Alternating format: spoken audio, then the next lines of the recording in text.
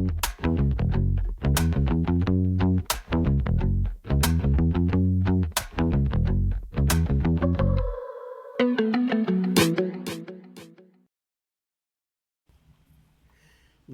to Mississippi Happenings Podcast. My name is David Oles, and joining me is my co-host and my friend Jim Newman. Jim, talk to me. How are you? I'm doing just very well. Thank you. Good.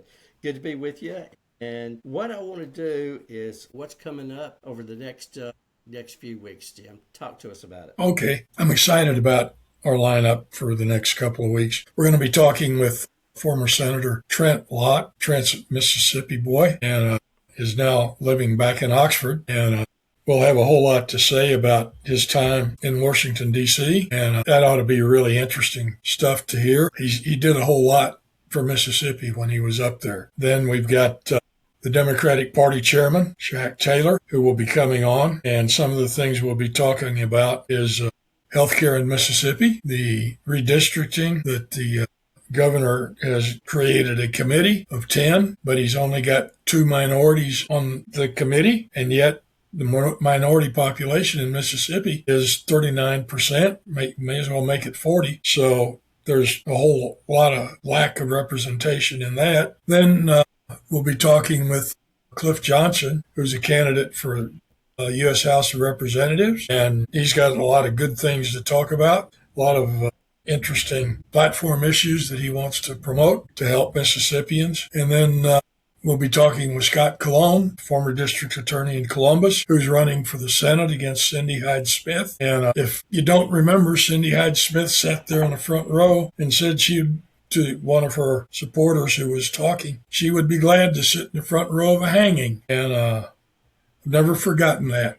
Okay. We need to remember that. And then I hope that we will get involved in a podcast with Representative Becky Curry over the prison system and healthcare. It seems like the private prison system we've got is not taking care of the prisoners as far as what they need to continue to live, particularly those that need medication and health care. And yet it's in the contract. And apparently there's some issues that are pretty serious because there's been some prisoners that have died, at least it's my understanding, for lack of health care. So we've got a lot coming up on our plate and a lot that should be of interest to the Mississippi people that are out there wanting to know what's going on in their state. Absolutely. We're in our second year of doing this podcast, and it's always been our goal and our objective to bring the news and the information to the people in Mississippi about things going on in Mississippi. And like you say, Trent Lott, I can't wait to meet him. I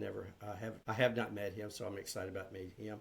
Chuck Taylor, great guy, and see what he has to say about the goings on in Mississippi. And yes, Becky Curry was a lot of fun, and she has some good thoughts and some good ideas, as well as you mentioned, Scott Colon and Cliff Johnson. So we do have a lot going on, and the other thing is we are going to continue our series on religion and politics. That's gotten a lot of response. Been some good conversations, and we've got probably do about 2 or 3 more of those. So yes, there's a lot going on. And Jim, thank you for sharing that with us. Jim, would you like to talk about donations and subscribers? These podcasts are not free. They cost money to produce and distribute. So if you happen to like what you're hearing amongst our podcasts and you've got a few extra nickels or dimes in your pocket, please consider making a donation to Mississippi Happenings. David and I are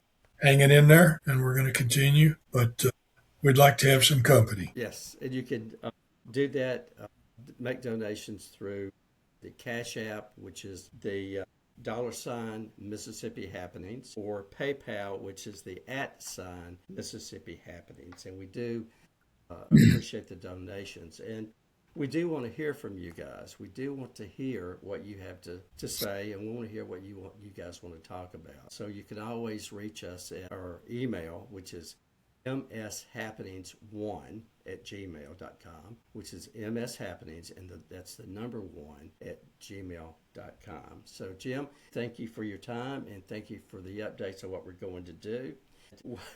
Once again, may we never become indifferent to the suffering of others. Thanks so much.